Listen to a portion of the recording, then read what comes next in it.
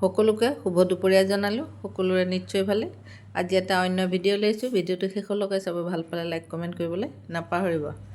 মই মিক্সিত ফাৰ্ষ্টে অকণমান পুষ্ট গুড়া কৰি লৈছোঁ আৰু তাতে আকৌ অকণমান বাদাম দি লৈছোঁ। বাদামখিনি দিয়াৰ পিছত মই পুষ্ট আৰু বাদামখিনি ধুনীয়াকৈ গুড়া কৰি লৈছোঁ আৰু তাতে অলপ দৈ দিছোঁ।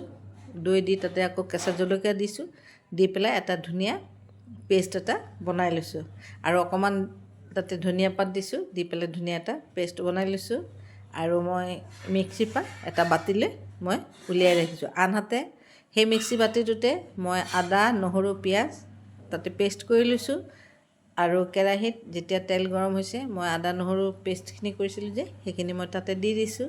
দি পেলাই ভালকৈ অকণমান সময় ধৰি পেলাই মই পিঁয়াজ আদা নহৰুখিনি ধুনীয়াকৈ ভাজিছোঁ আৰু যেতিয়া দেখিছোঁ তেল বিৰিঙিছে তেতিয়া মই আধা চামুচকৈ অকণমান কম জিৰা আৰু ধনিয়া দিছোঁ আৰু কাশ্মীৰী জলকীয়া গুড়া দিছোঁ।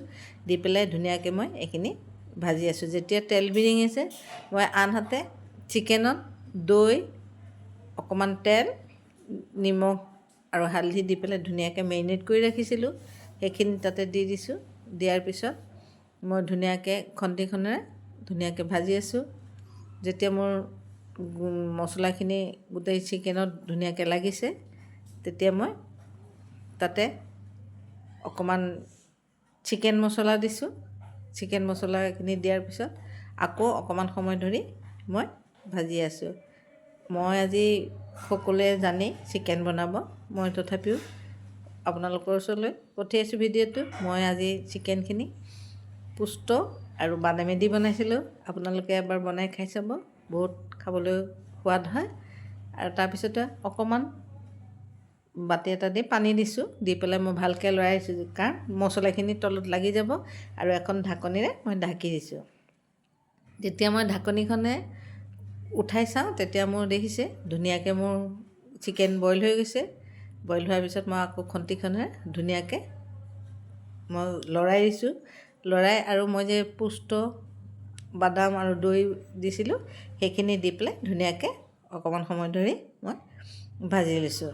আৰু মাংস আপোনালোকে এনেকৈ এবাৰ খাই চাব আৰু যিসকলে খাইছে তেনেকৈ ভালেই পাব আৰু যিসকলে এনেকৈ এদিন বনাই পোৱা নাই আপোনালোকে বনাই খাই চাব, বৰ খাবলৈ ভাল লাগে আৰু বেছি সময়ো নালাগে আৰু বেছি মছলাৰো প্ৰয়োজন নহয়, হাততে থকা বস্তু। আৰু তাৰপিছতে মই ধুনীয়াকৈ তাতে অকণমান বাতিটো ধোৱা অকণ পানী দিছোঁ। দি পেলাই যেতিয়া মোৰ চিকেনখিনি ধুনীয়াকৈ হৈ গৈছে তেতিয়া মই শেষত অকণমান ঘিউ দি দিছোঁ আৰু আপোনালোকে যদি ঘিউ দিয়ে দিব পাৰে আৰু নিদিলেও কোনো কথা নাই। এয়া আছিল আজি মোৰ পুষ্ট আৰু বাদামেদি বনোৱা চিকেনৰ ৰেচিপি।